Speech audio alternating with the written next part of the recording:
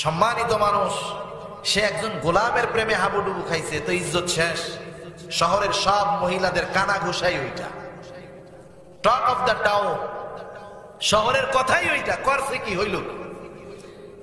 এখন তো নয় ফেসবুকে পোস্ট দিয়া দিল, মিডিয়ায় দিয়া দিল। ওই জামানায় কি এই সিস্টেম ছিল? ছিল না।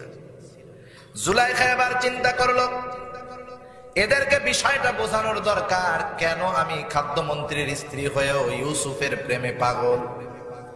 সব শহরের মহিলাদেরকে তাদেরকে দাওয়াত দেওয়া হলো খাদ্যমন্ত্রীর বাড়িতে।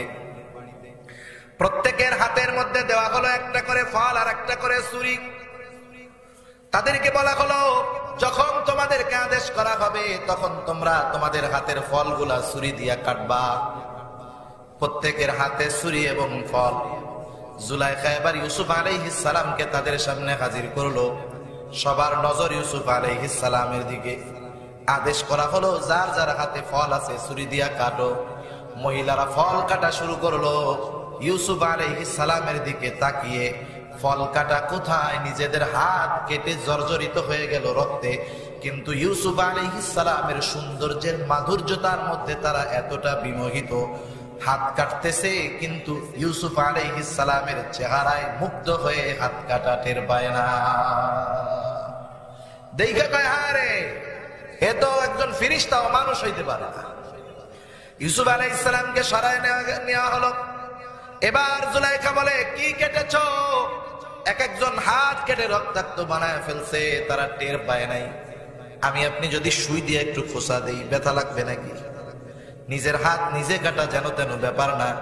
কিন্তু ইউসুফ আলাইহিস সালামকে যখন দেখছে, তার সৌন্দর্যে এতটা মুগ্ধ হয়ে গেছে, ফল কাটার পরিবর্তে হাত কেটে ফেলছে কিন্তু টের পায় না। কষ্ট ঠিকই হয়েছে, কিন্তু ওই সৌন্দর্যের সামনে কষ্ট বিলীন হয়ে গেছে, ঠিক না?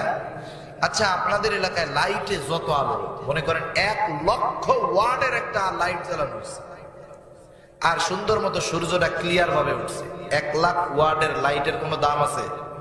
সূর্যের আলোর সঙ্গে কোনো বেল নাই, কোনো দাম নেই। সূর্যের আলো পড়ার সাথে সাথে ওইটা ছোট্ট একটা ওই খেলনার মতো হয়ে যায়। যখন বেশিটা আসে, কমটার উপস্থিতি টের পাওয়া যায়। যখন নেয়ামত বেশির খবর আসে, তখন কষ্টটার অনুভব আর হয় না। মুমিন বান্দার তো মৃত্যুর কষ্ট হবে, কিন্তু জান্নাতের সুসংবাদ যখন শুনবে, মৃত্যুর কষ্ট হবে কিন্তু জান্নাতের সুসংবাদ পাওয়ার কারণে ওই মৃত্যুর কষ্ট তার অনুভব হবে না।